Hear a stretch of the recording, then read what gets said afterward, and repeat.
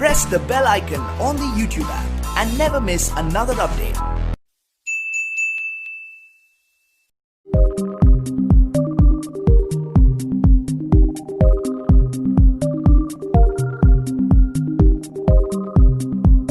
दोस्तों नमस्कार। एक बार फिर से स्वागत है आपके अपने ही चैनल मास साहब की पाठशाला में।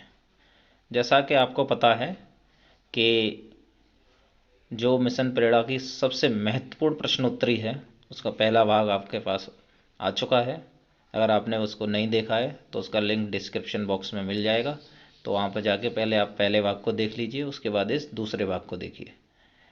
तो इस दूसरे भाग में हम जो आगे के जो क्वेश्चंस हैं, जो बेसिक एंड सबसे महत्वपूर्ण क्वेश्चंस हैं, उनको डिस्कस करेंगे।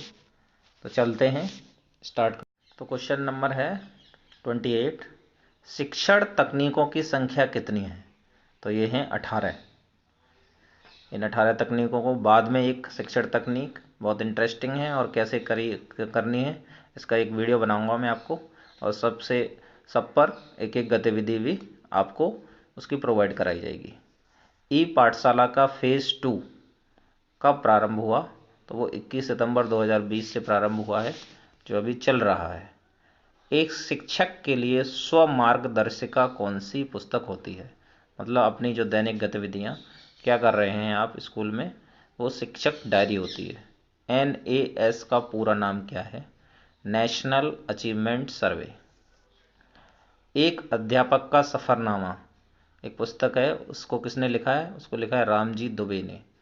एकीकरण के सिद्धांत पर कौन सी शिक्षा आधारित है? तो वो है समावेशी शिक्षा। एकीकरण मतलब सभी बच्चों को एक सूत्र में पिरो लेना। सारे बच्चे, चाहे वो दिव्यांग हैं, चाहे सामान्य हैं, चाहे विशिष्ट आवश्यकता वाले हैं, उनको पढ़ाया जाता है समावेशी कक्षा में। कक्षा 4 व 5 के लिए भाषा के क्या लक्ष्य हैं?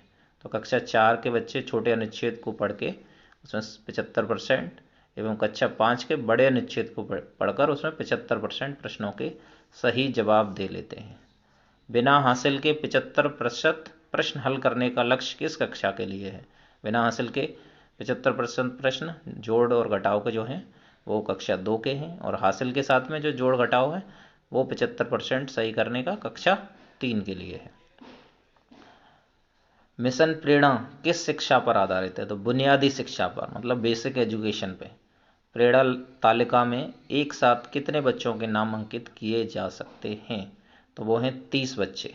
विभिन्न जो दक्षताएं हैं उन पर 30 बच्चों का डेटा भरना है। कौन से बच्चे ने कौन सी दक्षता कब हासिल की है, उसमें डेट के साथ में। ये भी आपको अगले वीडियो में बताया जाएगा कि प्रेरणा तालिका आपको कैसे भरनी है। प्रेरणा तालिका को किसके द्वारा प्रमाणित किया जाएगा? तो अध्यापक भर रहे हैं तो उनको प्रधानाध्यापक या जो वहाँ पे इंचार्ज प्रधानाध्यापक होगा वो प्रमाणित करके अपने स्टैम्प पर साइन करेगा। ध्यानाकर्षण मॉड्यूल में कितनी शिक्षण तकनीकियाँ हैं?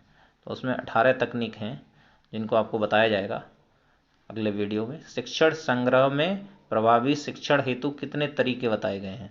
तो वो हैं 26 तरीके बताए गए, अंग्रेजी वर्णमाला के A से लेके Z तक के तरीके हैं।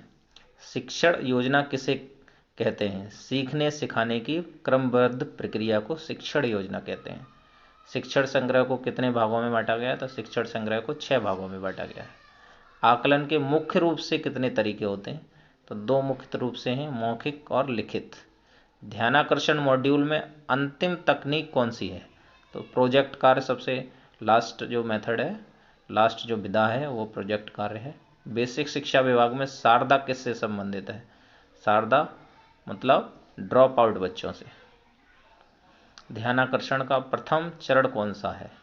आरंभिक परीक्षण। सबसे पहले आरंभिक परीक्षण करेंगे, उसके बाद ध्यानाकर्षण शुरू होता है। तो आरंभिक परीक्षण में कुल कितने प्रश्न होंगे? प्राथमिक स्तर पर 15 प्रश्न होंगे, 10 ऑब्जेक्टिव होंगे और 5 सब्जेक्टिव।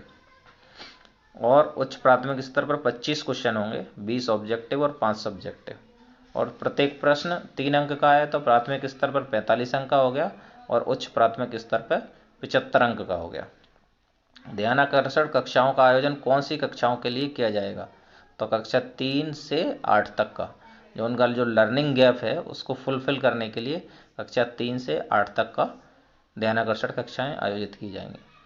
जैसे कि आपने जैसे ध्यानाकर्षण शिविर आयोजित किया, उसमें आकलन प्रपत्र बनाया, तो उसमें 3-3 समूहों में आपको डिवाइड करना है। प्राथमिक स्तर पर 3 समूह, समूह ए बी सी, और उच्च प्राथमिक स्तर पर समूह ए बी सी। तो प्राथमिक स्तर पर किस तरीके से बनाने कि जो बच्चे जैसे 45 अंक का है, 15 क्वेश्चन है, 45 अंक के, तो जिसके 21 से लेके 45 अंक आएंगे उनको समूह ए में रखा जाएगा। जिनके 16 से लेके 20 अंक आएंगे उनको समूह बी में रखा जाएगा, और जिनके 15 या उससे कम आएंगे उनको समूह सी में रखा जाएगा। ऐसे ही उच्च प्राथमिक स्तर के लिए बनाएंगे। उसमें देखिए 25 क्वेश्चन थे, 3-3 मार्क्स के थे, तो 75 मार्क्स हो गए। तो समूह ए में 35 से 75 अंक वाले रखे जाएंगे, समूह बी में 26 से 34 अंक वाले, और जो समूह सी में है उसमें 25 या उससे कम अंक वाले रखे जाएंगे। शिक्षक डायरी में आपके कितने भाग हैं? तो 5 भाग हैं। आप अपनी व्यावसायिक दक्षता का विकास किस प्रकार से कर पाएंगे?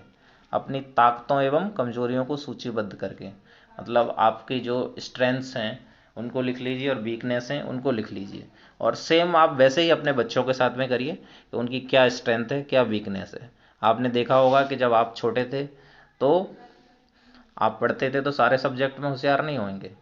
ऐसे बच्चे भी सभी सब्जेक्ट में, ऐसा ज़रूरी नहीं है कि सभी सब्जेक्ट में होशियार हों। कोई बच्चा किसी भी फील्ड में होशियार होगा तो उसको उस तकनीक का इस्तेमाल करके पढ़ाने में मदद मिलेगी आपको। धन्यवाद, थैंक्स फॉर वॉचिंग। जल्द मिलेंगे अगले